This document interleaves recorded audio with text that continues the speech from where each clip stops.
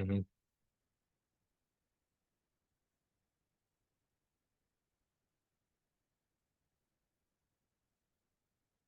Well, I think a lot of people are moving in the direction of should we worry about this, in the post-COVID era, So we need to take a look at the historical aspect to this. This has been happening on, the farms for a while. And this is a zoonotic kind of situation. There are things that are zoonotic. There are things that are made in laboratories that are accidentally released, and there are things that are purposely released. And everyone that listens to this show knows that, I really focused on the bioweapons of beta coronaviruses and some other viruses. But in this case, this is H H5N1. There's different types of influenza.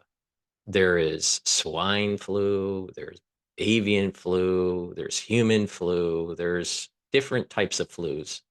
And these mutations take place at these two different spike points on the surface of the virus. It's the H um, spike and the N spike.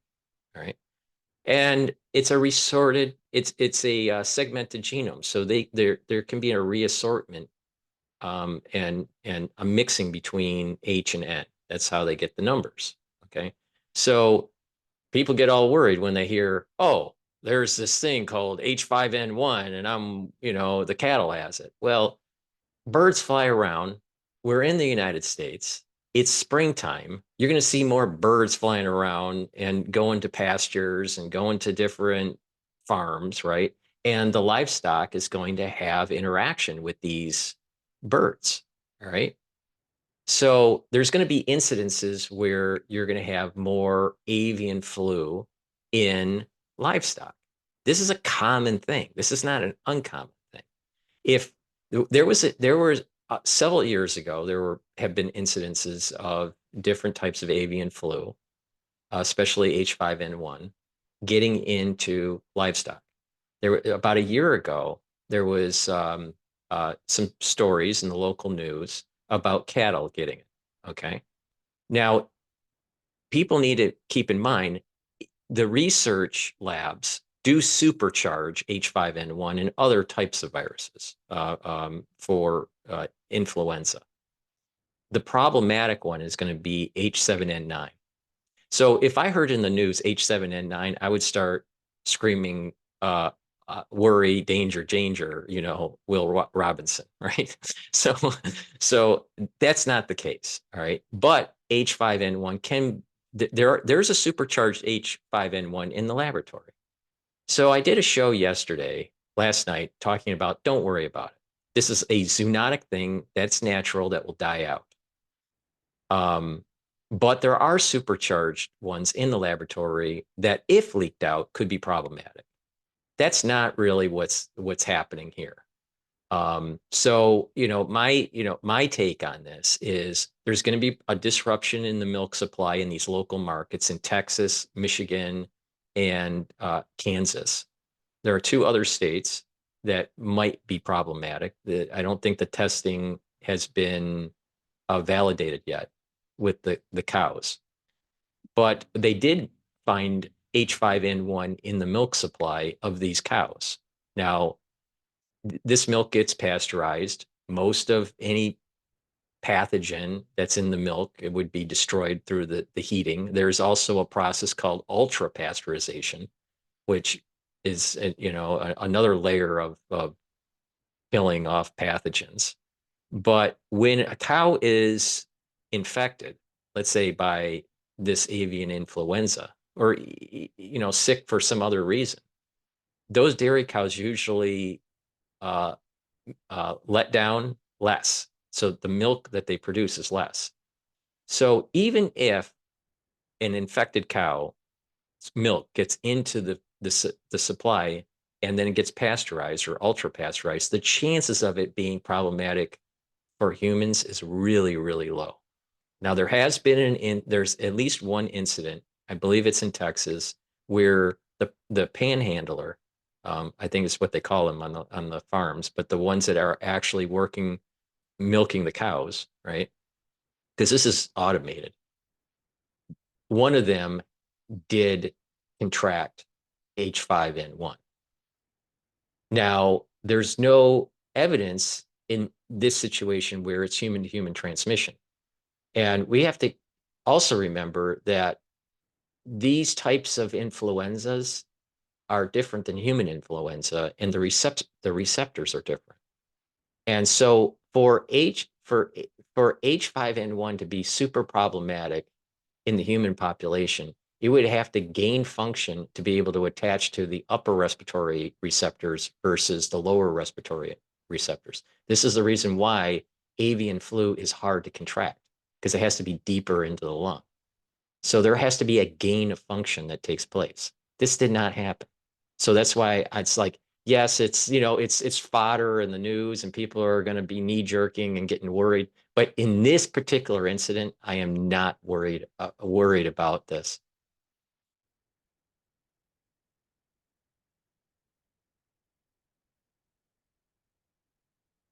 Well, you're bringing up a great point that, okay, you can have these natural things that are happening that are zoonotic, but now because we went through COVID and now we're in the post-COVID era, there's an aftershock, and our immune systems are weakened by the pathogen and by the way we try to prevent the pathogen, such as vaccines. So we have a large part of the population is having problems with their immune system. Now, there's two main types that are having problems. One is an overactive immune system, where it's more autoimmune related. And then there's another type it's underactive, where it's the VADS, or what I call AIDS-like syndrome.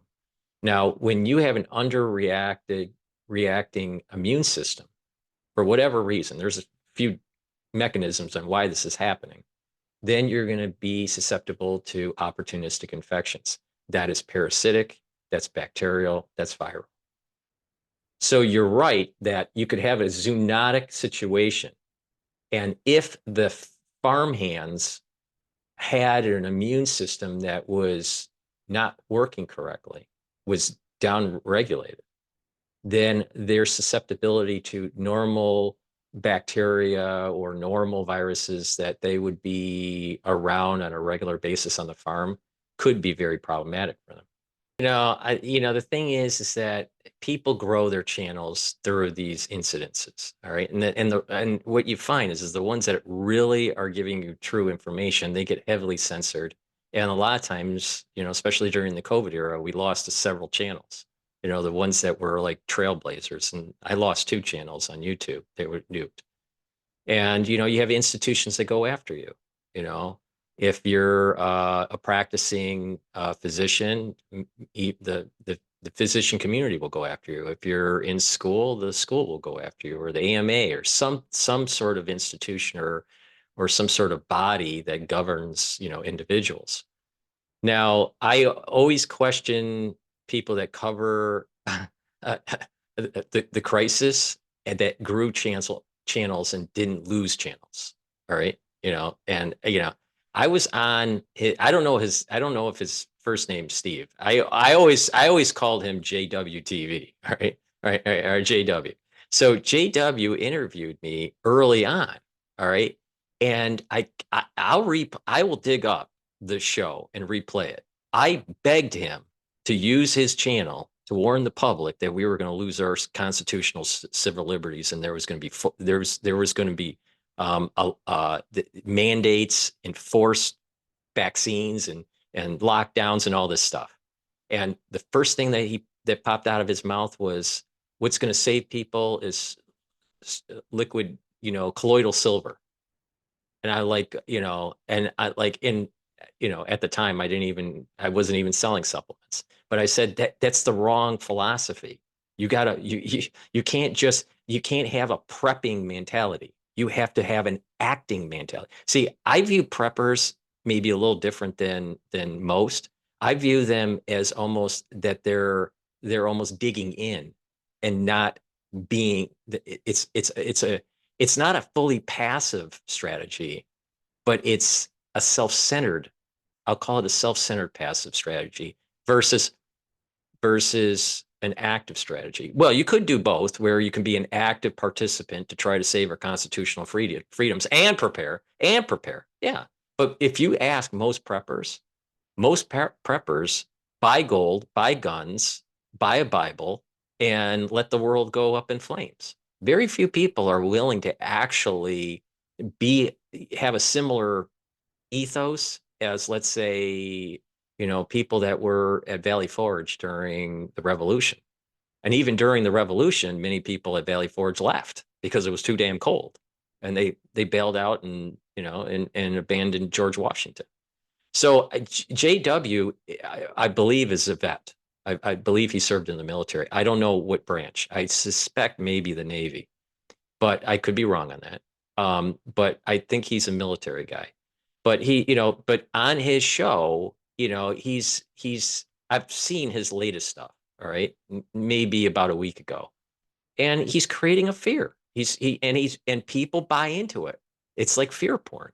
And what happens is that people gravitate to that stuff, waiting for this X in the sky, that's going to happen with the solar eclipse, and that there's going to be some major event. I don't believe it. I just do not believe it. I don't believe that there's going to be a major. I view this as very similar to Y2K back in the day. You remember Y2K, where everybody thought their computers were going to blow up, or people would be stuck in an elevator for 10 years or whatever. And Y2K was a nothing burger. And the same thing's going to happen with this eclipse. It's going to be a nothing burger. Yeah, no, that's a difference. That's different. See, so what happens with JW and other channels like his is that they're mixing things. You can have a catastrophic um, situation where a virus or some other pathogen is released, or some sort of uh, World War III unconventional warfare that's tied to biologics, right?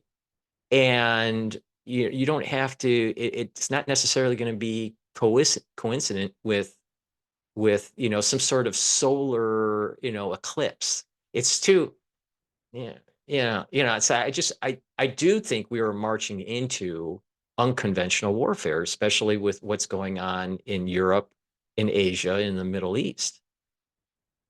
It depends on what kind of pathogen is going to be released. If you're going to be releasing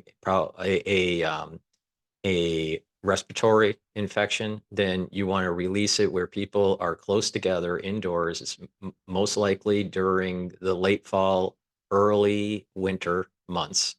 Let it to take hold, and then once people start to get out, then it starts to spread more. And this is part of the reason why October and November were key months for beta coronaviruses, which are respiratory. Now, if you're looking for tick-borne pathogens, then you're talking about something that's more in the spring or the summer, maybe even early fall. So I think it depends on if you're, what kind of pathogenic vector you're dealing with. And there's different types, there's the virus, the bacterial, the parasitic.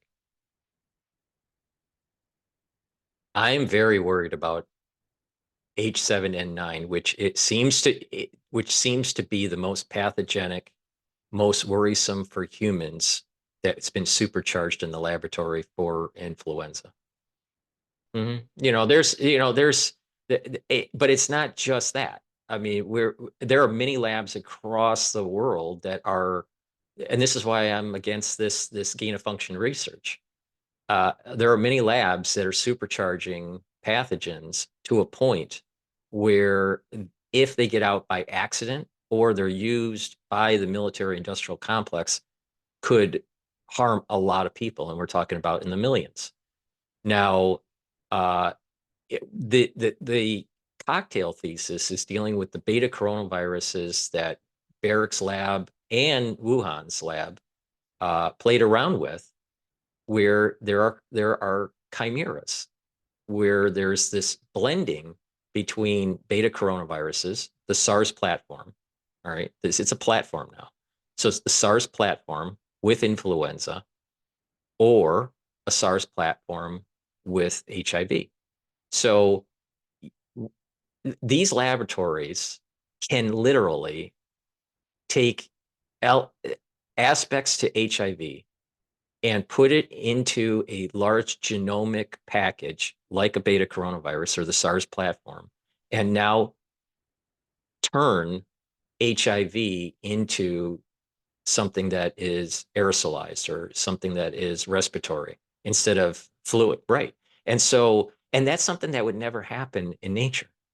All right. So we're doing things in the laboratory um, at a point where it's very, very low probability that you would have something naturally happen. Right. But now how the laboratories get around this is they say, well, we're doing research just in case something like this happens, so we're prepared and we have vaccines or some sort of therapy just in case this emerges. Plus, it allows them to publish and get tenure from schools and get notoriety within their discipline. But I think that we are going over the actual true boundaries of what nature really does, and we're making things that could literally destroy humanity. Well, well, well, academics have a tendency to be insular and not really fully understand what they're doing until after the fact. Case in point, Oppenheimer. Right. Oppenheimer is a classic example. But the thing is that plus it gives them funding from the government, and they get notoriety at their university. They get this funding. It helps their laboratory. So there's a benefit for them to kind of push this strategy. In addition, the military industrial complex wants different types of weapons. There's cyber weapons, there's nuclear weapons, and there's also what I call biologics, the bioweapons. It's kind of dual purpose. This is the problem. Is that it's dual purpose. Nature can create things uh, just through randomness and just an emergent property where a pathogen may take out some livestock, or that livestock passes a pathogen to a human that could cause problems. But we're doing stuff in the lab that the probabilities of this happening in nature are really low.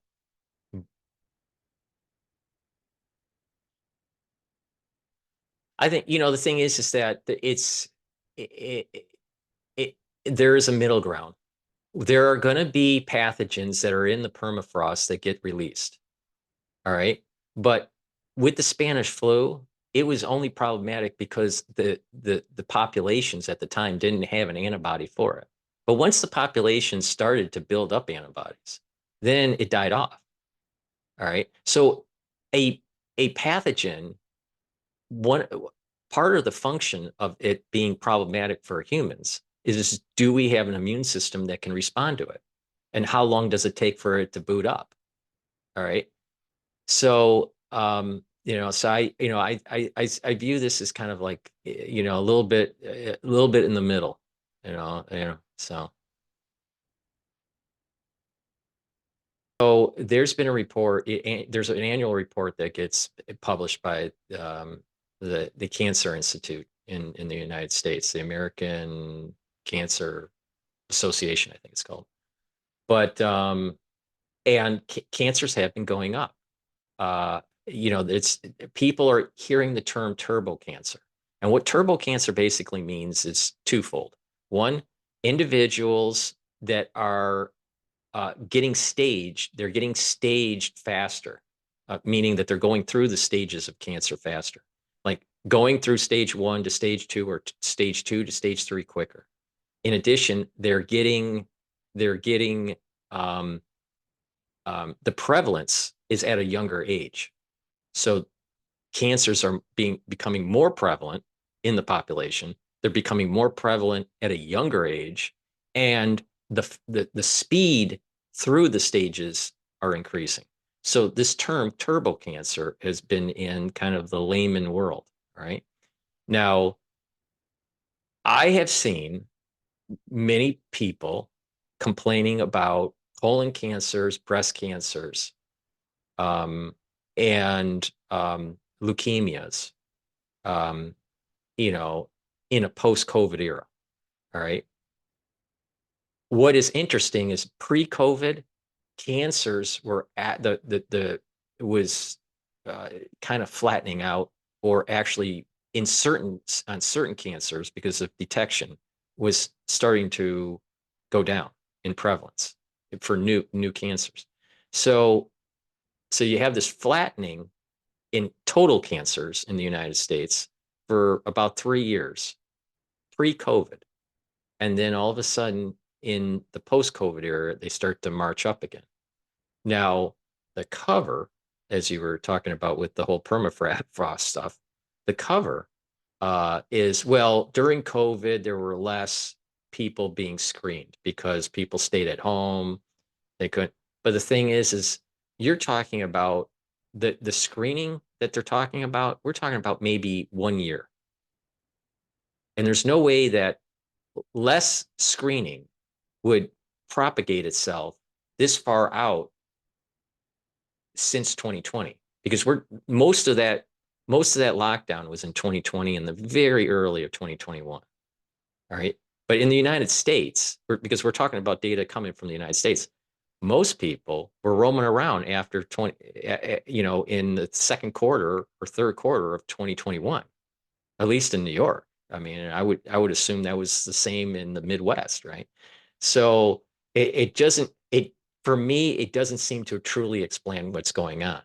Now, when you start, seeing the correlation that, well, there are proteins within the beta coronavirus for SARS-CoV-2 that can affect tumor suppressor genes, that there's integration of the genome of the virus or of the vaccine, and the vaccine and the virus proteins, when they're cleaved, can inhibit the T cell receptor and prevent the CD4 positive cells to be activated what properly with their APCs.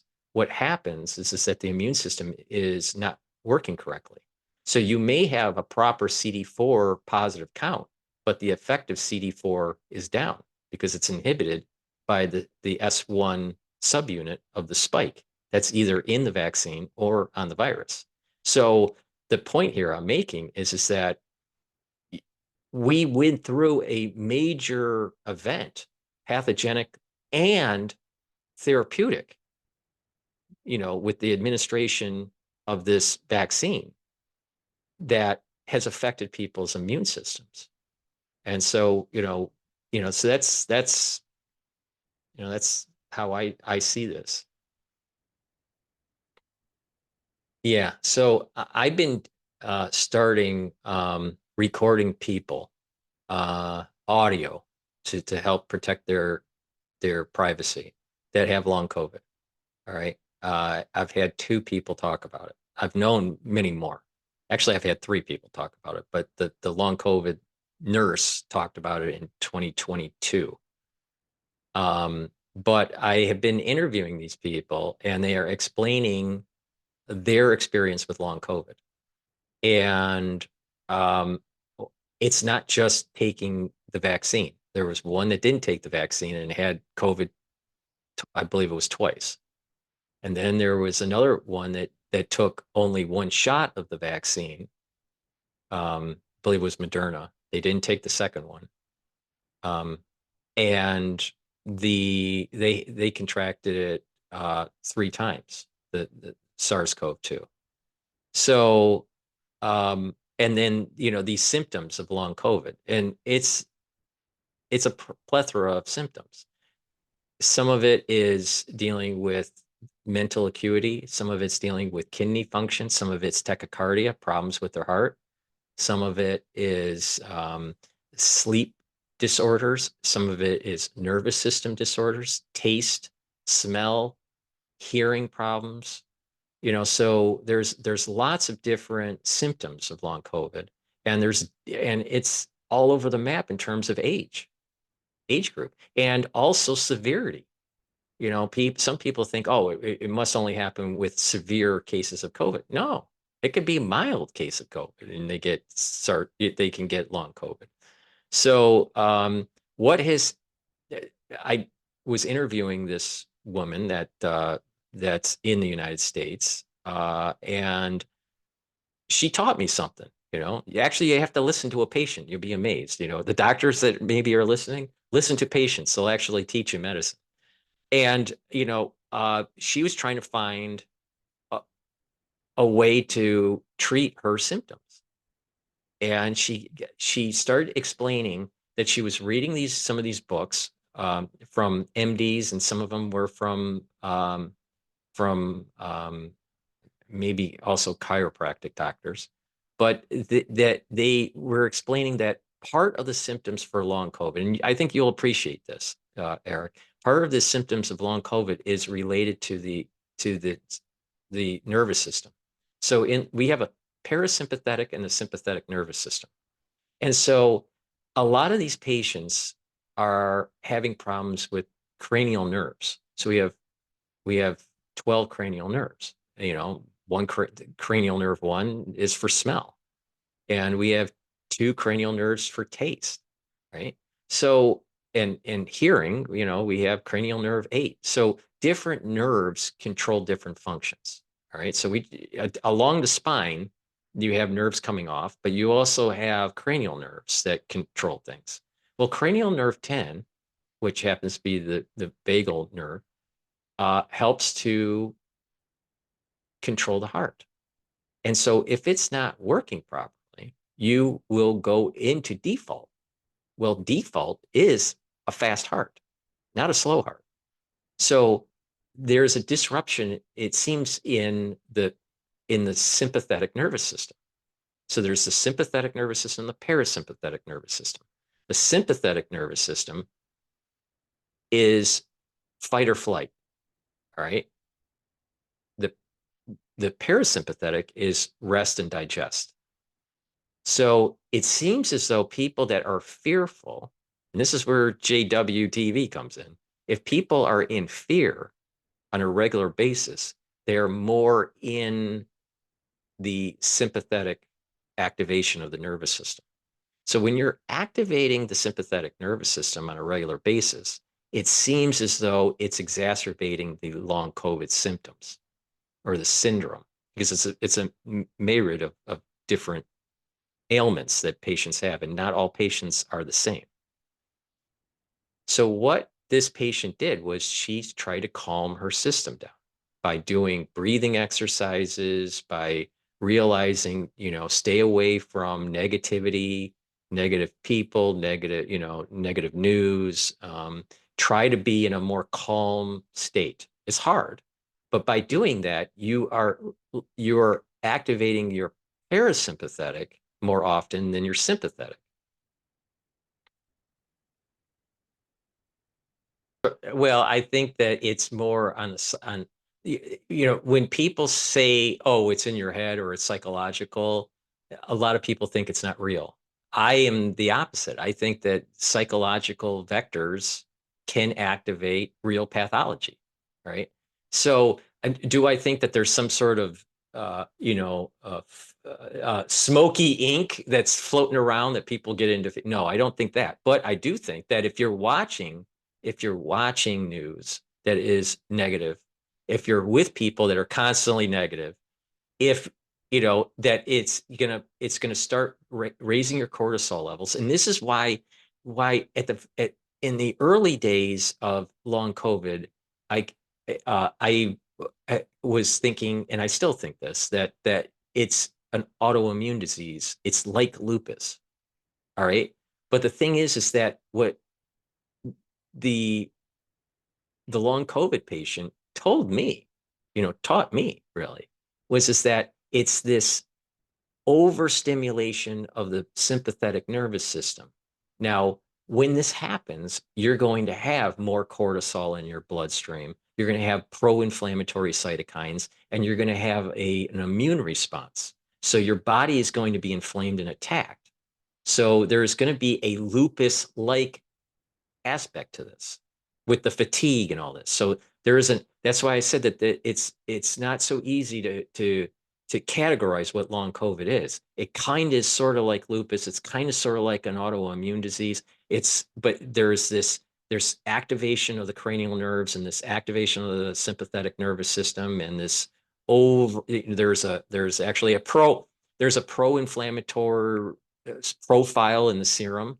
So I think that it's just the repeated negativity in modern life, about the market going, down, or their job is at risk, or AI, or the battle between Republicans or Democrats or whatever that activates it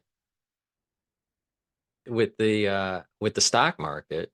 As you know, on our last show, I said that there was going to be a bounce off of the 5,250 mark for the S&P 500. That happened today. All right. So people should really listen to your show because they actually may make some money on this. But uh, just like support levels are at the 500 mark for SPY, or the 5,000 if the S&P 500. There's also another support level at 484 for SPY and 450. My take on this is that it's going to test the 500, most likely be supportive, and then retest the 525 for SPY, and march up to 550 and then reevaluate. So I think there's more upside than downside on this, and it's testing, as I said on your last show. So it's bouncing off, and then it's going to come back up and test again. So that's the stock market, and the oil is going up. So energy costs we're probably going to see in the summer to go up, which will be interesting because then that will make the Federal Reserve potentially raise rates, not cut rates. And Wall Street was thinking that perhaps they were going to cut rates, or they were hoping. All right, so nuclear war. Where do we begin? So Ann Jacobson wrote a book, all right, just recently, and she's on the book circuit right now, and people can just type in her name and look at some of the videos that she's been doing. But she's basically saying that we have a system in place where there's not a lot of checks and balances to make sure that we prevent nuclear war, and that the ones that designed this are dying off. And we don't really have a lot of wise people in the room, in the White House or at the Pentagon, to be able to navigate through a Cuban Missile Crisis. So, this is a very large topic that we can't, put in 2 minutes here.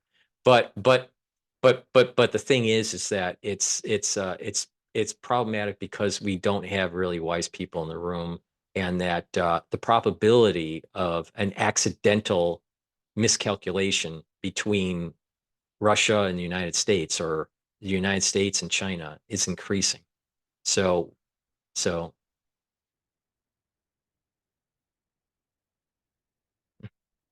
Well, right. No, we don't. And the thing, and not just that, you're hearing you're hearing the news about AI, and maybe AI should be the non-human actor in this. Well, I remember War Games as a movie in 1980, I believe it came out in 84, maybe it was 85.